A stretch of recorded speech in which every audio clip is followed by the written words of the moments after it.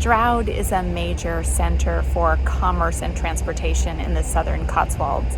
So while it's not a picturesque little Cotswold village or town, it is a place that you can get to from London in about 90 minutes. So it's a great place to use as a hub for getting from London to an area near the Cotswolds, just like Cheltenham is. We're here in Stroud today because it is famous for having the best farmers market in the whole of the Cotswolds. So we're anxious to see what's here. And we're hungry. Though I'm not hungry enough to eat from a restaurant called USA Fried Chicken. I'd have to be desperately starving to make that choice. The farmers market is a big event in Stroud. It happens every Saturday at the Cornhill Square area of town. The market offers over 50 stalls selling food and drink as well as local craft items. People come from all over the Cotswolds and surrounding area, so it's a great place to stop by with an empty belly and money to spend, particularly if you enjoy supporting local businesses and eating locally produced food. They had some interesting decor around town the day we were in Stroud, from colorful umbrellas over the streets to a glittery disco ball on the front of the Stroud Subscription Rooms building. But the best part of the views in Stroud is the backdrop of the green Cotswold Hills in the distance. I loved seeing all the farm fresh produce and managed to get some kale for smoothies and some other veggies. I am fascinated by honey. In the US, we don't really have much set honey, and we don't call regular honey runny honey, so that always makes me smile.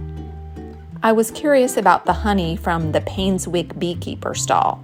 Painswick is one of my favorite places in the Cotswolds, so check out my Painswick video link in the description below for a tour of this beautiful town. Take a look at these local honey varieties on offer. The Cheltenham honey was a reddish amber, and the Painswick honey was light golden colored. Apparently, the Cheltenham honey has more sweet chestnut in it, which gives it that color. But I most enjoyed perusing all the cheeses. There were several local farms and dairies there at the market with gorgeous yogurts, butter, and cheese. If you like cheese, please don't forget to boop the like button on this video. Cheers for that. Once again, I was captivated by the cheese names. If you haven't seen my British cheese tasting video of my ultimate cheese education, check out that link as well. I learned the history of a lot of unusual cheese names that day.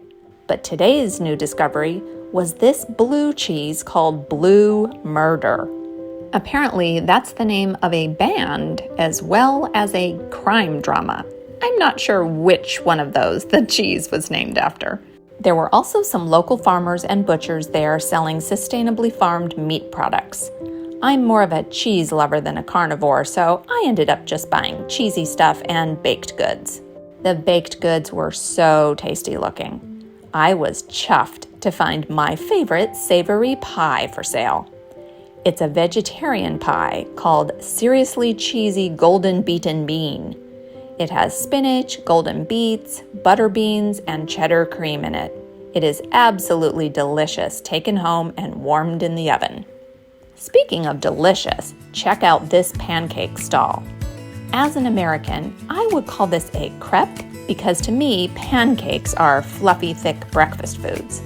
But these gorgeous pancakes were made to order by a man from Cheltenham and are gloriously thin pancakes with a variety of gourmet fillings. Watch here as he crafts a delicious combination of brie, apple cider brandy chutney, and rocket, also known as arugula for any Americans or Italians watching my video. Who am I kidding? I've never encountered an Italian watching my videos, but let me know in the comments if you are the first. This dreamy creation was not one I ordered. I'll show you soon what my cheesy lunch selection was. But first, let's take a peek at some of the craft items for sale. This stall had herb plants for sale, as well as some pretty handmade greeting cards. There were also lovely Cotswold handmade bar soaps, liquid soaps, and candles. Because we are in the Cotswolds, I particularly loved the woolly stuff. There were fleeces for sale, and yarn, and batting, and these beautifully made wool socks. And then you don't get any more British than these hot water bottle covers and tea cozies. And here's my favorite, the woolly slippers and boots. Wouldn't these be cozy and perfect on a chilly winter night? And now for the highlight of my day, eating melted cheese. Have you heard of raclette? It is the most fabulously cheesy dish created in the French Alps. It involves melted cheese over the top of an interesting and flavorful combination of foods. Watch here as my raclette is prepared. First, we start with the rosemary new potatoes. Then, mixed salad leaves are added and topped with vinaigrette. Then, some homemade pickles are added. Here we have pickled shallots, turnips, and cucumbers. Now for the exciting part. It takes a minute or two to melt. So she's grilling the top of that raclette till it gets all bubbly and melted. Ooh, look, it got all nice and brown under the grill. And then she scrapes, oh my goodness. I'll say it one more time, melted cheese is my love language. I'm very happy.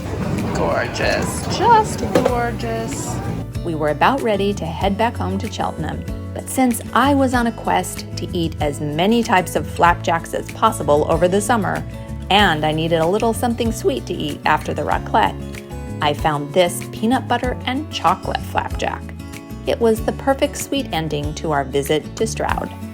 Well, we had a good day at the Stroud market. Our tummies are full of delicious food, and we have some healthy veggies and a veggie pie and some cheese. Wookie whole cheese to take back home to Cheltenham. Glad you could join us for our trip to the farmers market today. Thanks so much for watching, and do something good in the world today.